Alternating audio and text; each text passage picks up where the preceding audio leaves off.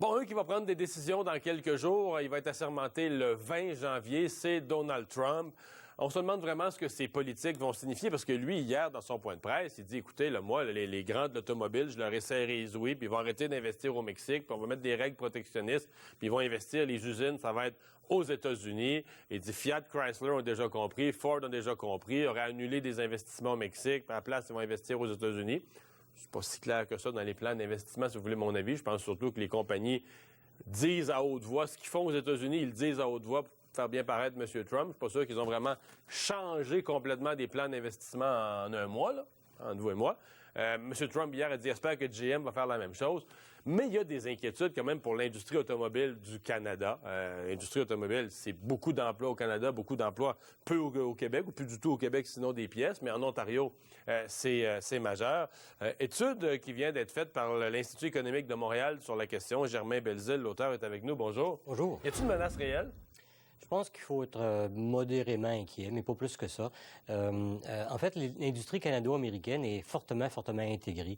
À peu près tout, il y a pas de voiture canadienne, il n'y a pas de voiture américaine. Il y a des pièces qui sont produites des deux côtés de la frontière. Ce qu'on produit en Ontario, il y a plein de pièces américaines dedans. Et vice-versa. Et vice-versa. Puis en fait, il y a des pièces qui font un va-et-vient de nombreuses fois. On fait une petite pièce qui est exportée de l'autre côté de la frontière, et on en fait une plus grosse pièce qui est exportée de l'autre côté de la frontière encore pour faire une plus grosse pièce encore pour en faire un moteur. Finalement, un moteur qu'on installe. Puis donc, en fait, si on regardait même un siège, il y a peut-être 8 usines différentes qui produisent des composantes d'un siège d'automobile, d'un côté ou de l'autre de la frontière. Alors, c'est tellement intégré, c'est tellement imbriqué que c'est impensable de dire on ferme les frontières pour mettre des tarifs douaniers entre les deux. En fait, les Américains seraient des grands perdants de ça. Nous aussi, mais les Américains seraient des grands perdants de ça aussi.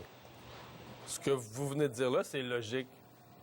Il y a des gens qui se demandent, je suis sûr qu'il y en a qui nous regardent, qui se demandent, est-ce que M. Trump est si logique que ça? Je pense que c'est un bon showman. Je pense qu'il donne un bon show à sa place publique. Je pense qu'il sait comment aussi prendre le mérite de choses qui se produisent. Mais je pense pas qu'il soit un imbécile, et je pense qu'il est entouré de bons conseillers aussi. Et il est conscient des notions économiques que vous venez d'expliquer. C'est quand on dit que dans un siège, il y a des composantes des deux côtés de la frontière, de 8 usines différentes. Si tu te mets à mettre des douanes sur tout ça, puis là, je pense aux consommateurs.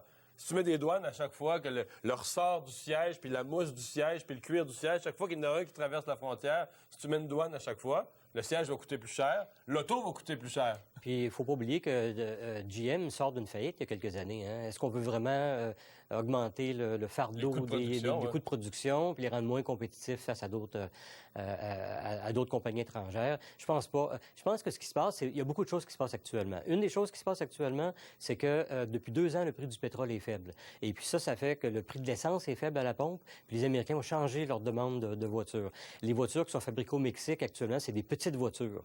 Et puis, il y a la demande pour les petites voitures diminue. Puis la demande pour les grosses voitures fabriquées aux États-Unis, les VUS, ça augmente. Alors, c'est un peu normal que les compagnies soient en train de regarder leur plan d'investissement puis disent, ben l'usine que j'ai envisagée au Mexique, j'en ai plus vraiment besoin. Je vais plutôt augmenter ma production aux États-Unis d'autres types de plus grosses voitures. Et puis là, comme c'est populaire, comme M. Trump veut entendre ça, ils en font comme une annonce à haute voix, et ils utilisent le gros haut-parleur parce qu'ils disent le président va nous applaudir. C'est ça. Puis lui est capable de dire, ben c'est grâce à moi si ça se produit. Il y a une autre chose ici qui est vraiment importante, puis dont peu de commentateurs parlent, c'est le fait que les États-Unis ont le taux d'imposition sur les profits le plus élevé dans le monde industrialisé actuellement, à 39,5 %. Nous, au Canada, on est à peu près à 28 % quand on fait la moyenne. L'imposition des profits des entreprises. C'est ça, oui. Puis quand on fait la moyenne, le fédéral plus la moyenne des provinces, on est à peu près à 28 %. Alors, il y a plein de compagnies américaines qui viennent faire de la production au Canada parce que c'est plus rentable. Mais le président Trump a promis un taux d'imposition sur les profits de 15 %, puis les républicains au Congrès, eux autres, ont parlé de 20 % depuis quelques années.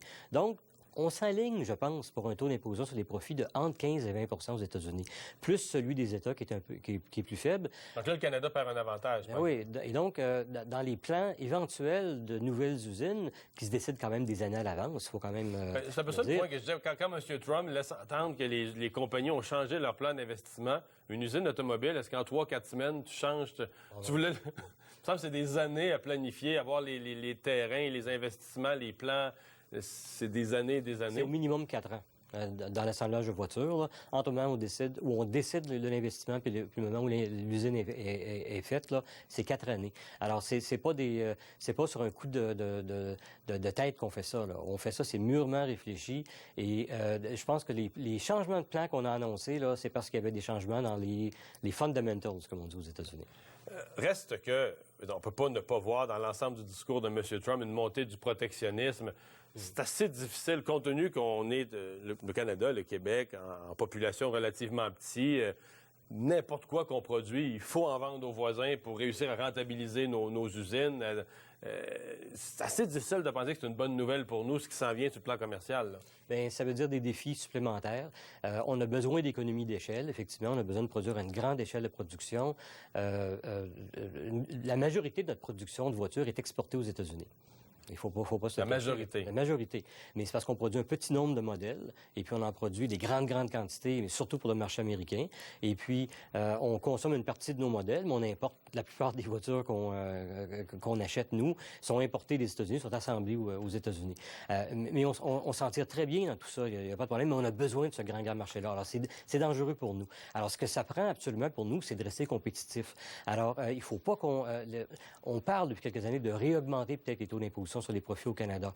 Non, c'est pas une bonne idée. La taxe carbone au Canada, danger, il n'y aura pas de taxe carbone aux États-Unis. Tout ce qui fait que l'environnement réglementaire est moins intéressant au Canada ou l'environnement fiscal est moins intéressant au Canada, c'est beaucoup plus dangereux, à mon avis. C'est danger à ce moment-ci. M. Belzile, merci d'avoir été là. Merci de l'invitation.